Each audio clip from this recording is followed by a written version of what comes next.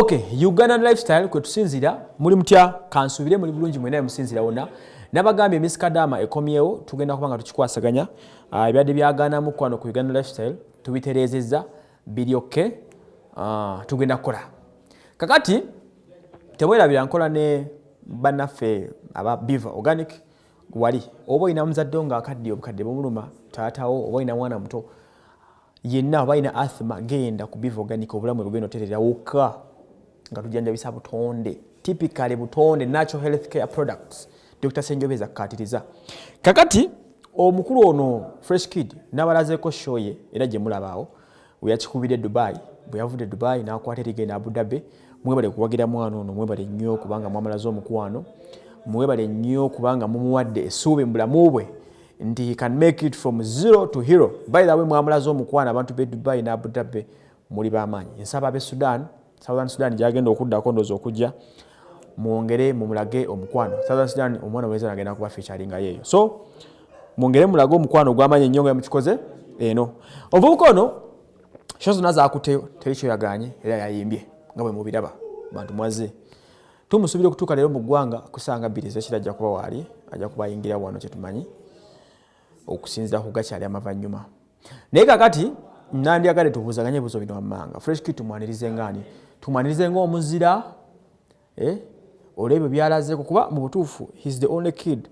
asobodde okuva nayimba ebituka bya kintu kikulu nga ali independent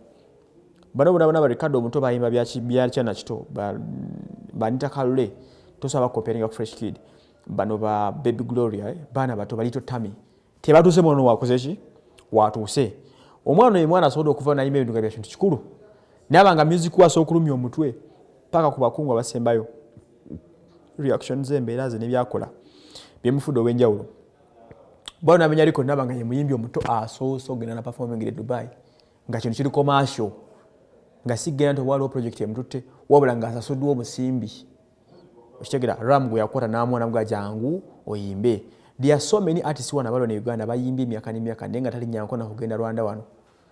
wadde Southern Sudan wano wadde Kenya okusokwanga bamuyita okitegera this guy has done it kati so tumwanize nga muzira tumutwale nga baby owenjawulo okitegera tumutwale nga ki kirozo kyaja kiteka wansawo tujja kwa tukitamu mpola mpola kitegera this guy has made it era nga ajja kubaguka mwebali nnyo kubanga mwamusupport nze atulazeeko era jagenda ngambo mula jagenda game ne Emma nga tulaba Ghetto Kids nga babikoze nga bagenze wawawa Ghetto Kids it's a group Ghetto Kid yom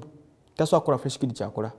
wetaaga Ghetto Kid yonno ogiteeka wali bano ba triplets no bateeka wali bonna nga bali 40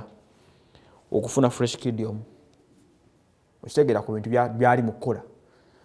bonna Ghetto Kids wegenze I'm sure Fresh Kid agenda tuukawo bwe mbasigize addako kugenda mu America sije bagenda adda agende UK mugenda mulaba nga genze bulwamu no way yona agenda tuuka Germany South yona agenda muntu walo kitegera so this guy omu bwati one man army nga werekedwako munne 14K mpozi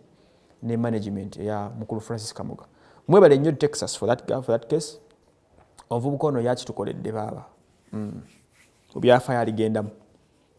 kwa ne Edgar Wycliffe Sale